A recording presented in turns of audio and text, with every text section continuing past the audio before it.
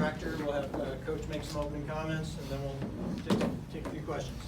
Yeah, really proud of our kids with a lot of bodies down, a lot of bodies that didn't start, and then losing bodies during the game.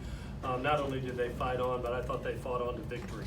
That's our motto, and they found a way to get it done. This big boy has better hands than John Houston. Thank God it came up with a great play for us at the end. Keenan did a hell of a job today. I thought we really started fast offensively. Had some bumps and bruises along the way with some guys that, I really thought fought their way through. Credit Michael Pittman coming out here and just being Superman, not on a great ankle today and playing above his head. Keenan Christian continues. That was the most touches that he's had. I think he ended up with 140 yards plus offense.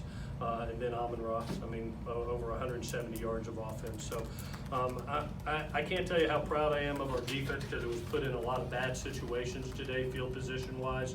And it was just kind of one of those, hey, put the ball down, coach, and we got it. And when we needed the last stop at the end to win the game, the defense found the way, and extremely proud. With that, I'll take any questions you got. Clay, you guys seem well on your way to dominating them after one quarter. What changed after that?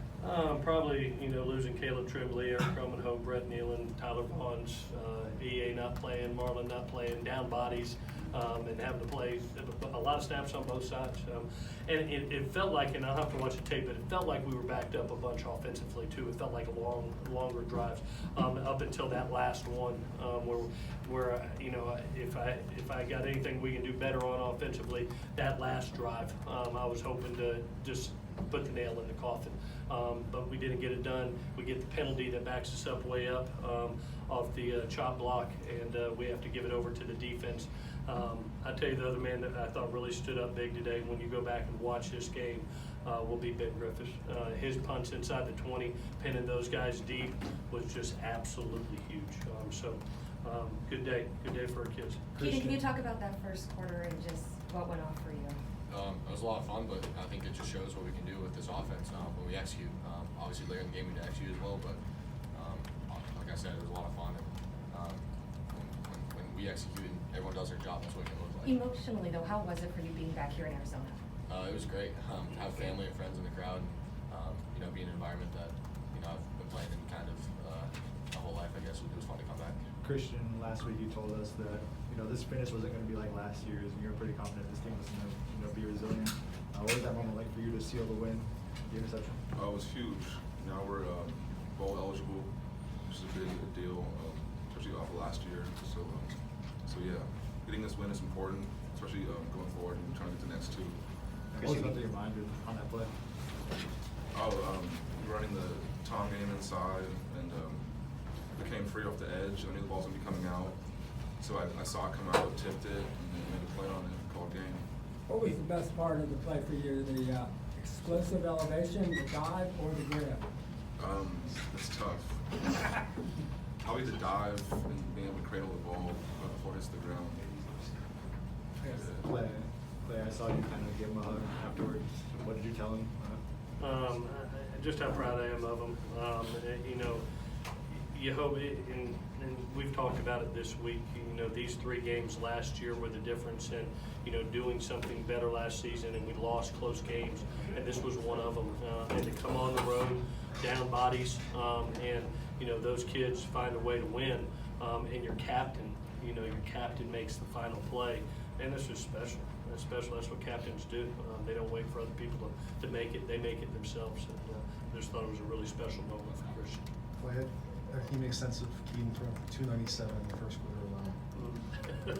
Well, we were in very much rhythm, and I tell you what, he did a tremendous job of finding his playmakers, and then the playmakers being explosive.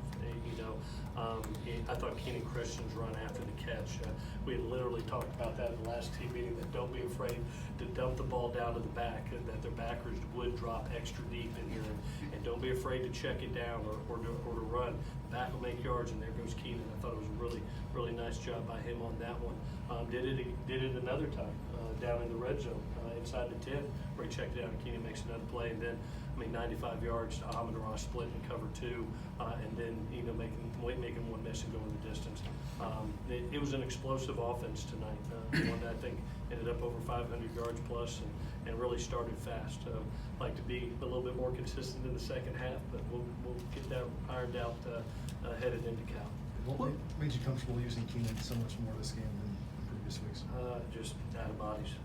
You saw Almenra even have to go down there. Quincy gave us what he got. He really helped us in some pass protection situations. Credit to Arizona State. I thought they brought every pressure known to man today. They were trying to get the quarterback.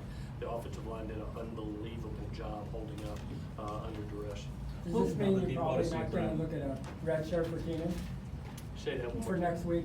Is this look like no red shirt for We're Keenan? going to sit down and look at it, Dan, because right now you saw both Levi and Steven dressed out for warm-ups. They were really, really close this week, to the point where they're one more week. I think either one or both can be ready, and so I'm going to sit down with Keenan. I'm going to sit down with the other 2 backs and see exactly where they're at and make the best decision for our football team and Keenan moving forward. But if he's needed, we're one game behind Utah, and we've got to go win the next one.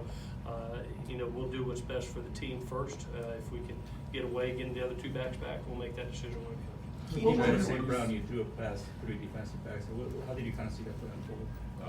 I saw safety that play, you have a good option either way he goes, so he kind of worked towards, I don't know who it was, I think it was Pitt time, and, safety kind of widened it, and Allen just kind of ran past the middle wide, so, he made a great play. I just kind of gave it to him, and, you don't expect him to make a 95-yard reception like that. It was pretty cool. What was it that kept Keaton out for about a quarter, and then also Brittany with went in there? Yeah, Keaton was cramping in his calf. They gave 3 bags of fluid. Yeah, gave him 3 bags of fluid in the tent. Worked out the cramp, and then Brett is a calf strain.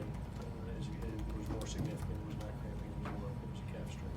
Hey, what do you say about the defense's ability to kind of make big stops and hold the offense in the game? You had several 3 and outs in a row.